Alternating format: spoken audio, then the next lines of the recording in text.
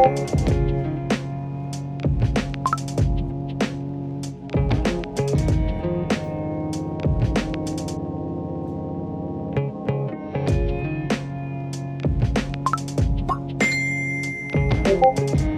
of the reasons why we love our phones is because they're just such a great way to connect and build community with other people.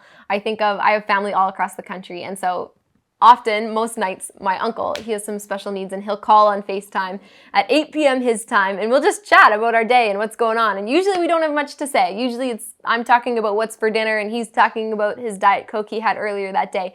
But it's just such a great way to be able to stay in contact and chat and build that relationship, even when you're on the other side of the country from someone. Yeah, hey, we love the good things we get to do with our phones, but let's be honest, there's some things that we do with our phones that can be really dark, really hurtful, really not good at all. I think a lot about issues of sexting and pornography and how that can just be so hurtful for ourselves and for others. And when we think about those realities, we just go, hey, there's got to be a different way for us to begin to live with our phone. Yeah, here's some stats that I've just been reading recently. In 2020, nearly 1 in 7 children aged 9 to 12 shared their own nude photos. Nearly 40% of children have either received or sent a sext by the age of 13.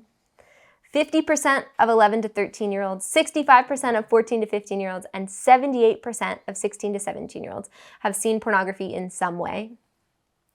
62% of children said that viewing pornography was mostly or all unintentional.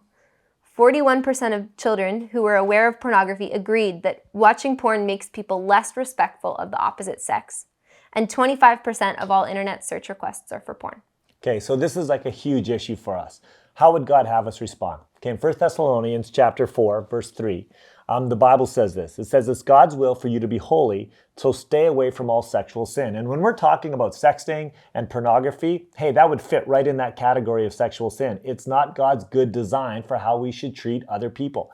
When he says that we should be holy, what he actually means here is that we should be set apart, different, not function in this way like so many other parts of our culture might function. And it's not just about not doing something, it's actually about being about something else that's really good. It's about being on this mission that God would have for us. And he says that that mission is functioning with honor and holiness. Yeah, so instead he goes on to say that each one should control their own desires and live and function in a way of holiness and honor and not lust. So then what does it mean to take our sexual desires, which are good, and then operate in holiness and honor? Yeah, okay, so here's what he's talking about. When he says that we should operate with holiness, it means that we have this really high regard for God.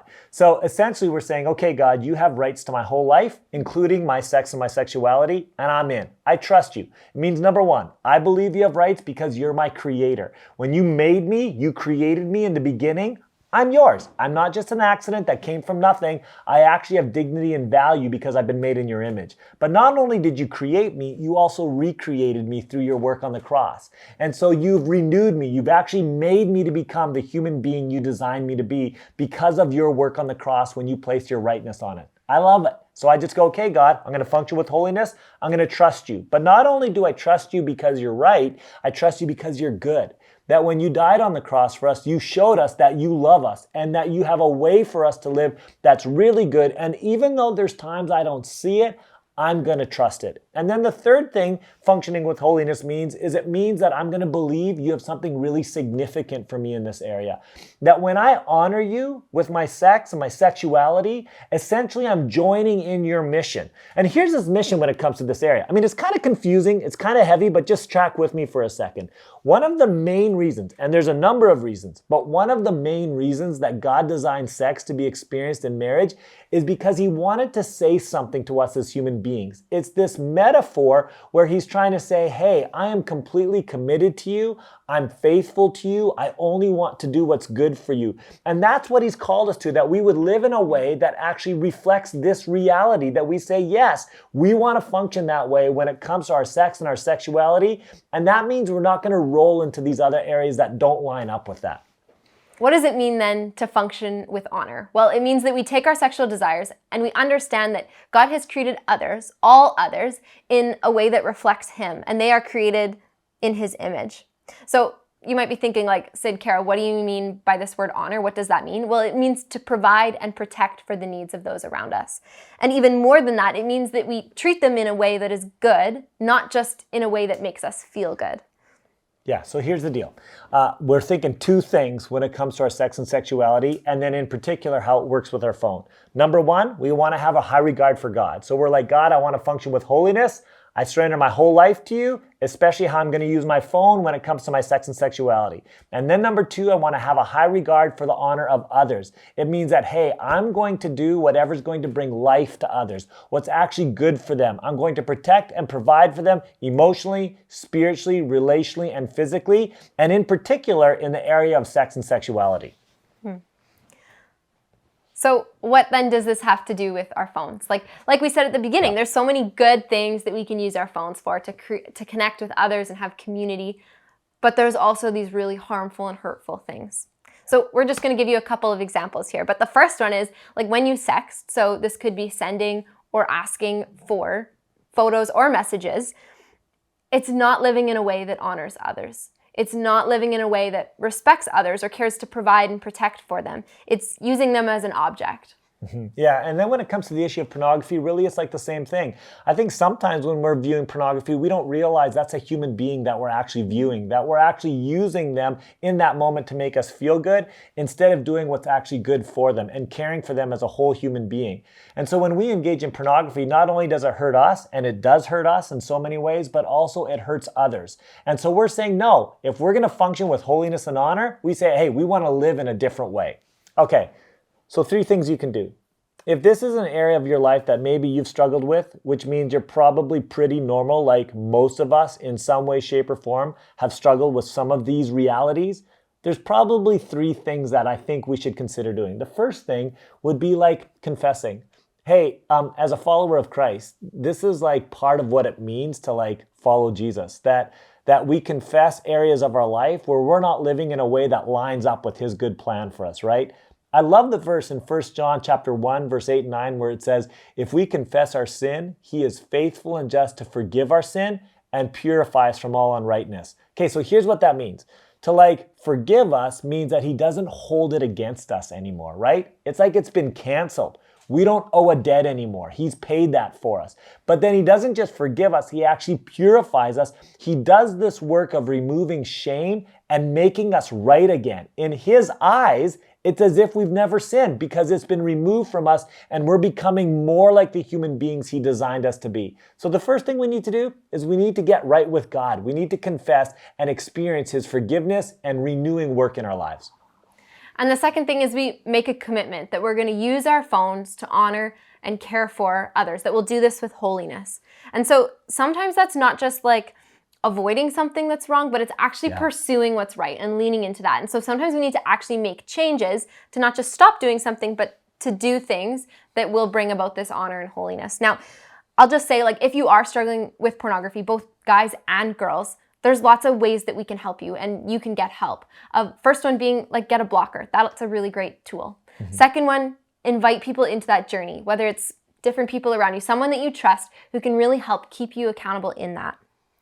And we know that porn is really powerful and it can change the way that you think. So if you are struggling with that, I just encourage you to ask for some help. Yeah, and then if it comes to like sexting, man, some of you are like asking for pictures from other people. You need to stop. That's not a loving thing to do. It puts that person in a really vulnerable and dangerous space, and it's not good for others. And if you're receiving pictures, you need to say, no, I don't want to receive those anymore. That's not good for you or good for others either.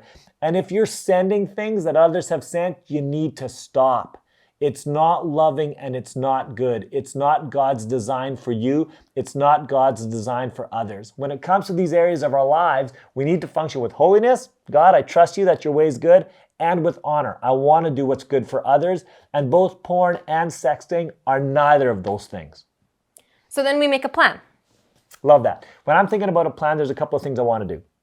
First of all, I I want to plan ahead. I want to be aware of what's taking place in my life. Hey, we've included in the handout a little calendar where you can look at your week. You can think through like the mornings, times of day, different days of the week and go, oh, these are the days when I might feel like most tempted to engage in these practices that aren't good for me and not good for others. You mark that down. And that way you can begin to make a plan to be prepared for those moments so that you can like function differently in them. I think the second thing that you can do is think about what's triggering me in these moments. What are the things that kind of moves me towards temptation or wanting to engage in these practices? They could be different things. They could be like locations, spaces where you feel tempted. They could be things like different types of like emotions that you're experiencing. Maybe you're more tired, maybe you're more like vulnerable, or they could be different types of relationships that when you're in those spaces, you just become triggered to act out in these different ways. You make a plan, you understand what the triggers are, and then you make a decision to function in a different way. Maybe it means that like you get help. You know when it comes to this time of day or this place that you're going to want someone to be like praying for you. Or maybe you know in this space you shouldn't have your device with you because it's way easy to access. But you begin to make a plan, you share it with others, and then you begin to take right next steps.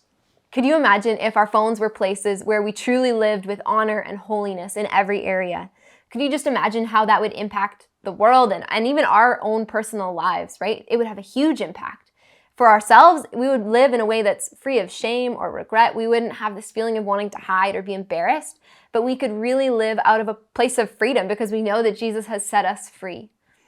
It would also impact others. There was that statistic at the very beginning about how viewing porn can actually impact the way we view the opposite sex. And so if we were free of this, it would change the way that we view other people, those around us, and the people of the opposite gender. It would also impact the world. We would see justice come, we would see lives changed. So many people would be transformed if we were free of this and no longer lived in that bondage. So instead of using our phones to use people, how could we use our phones to provide and protect, to love and to care for the people that are around us? You see, friends, Jesus brings us so much life.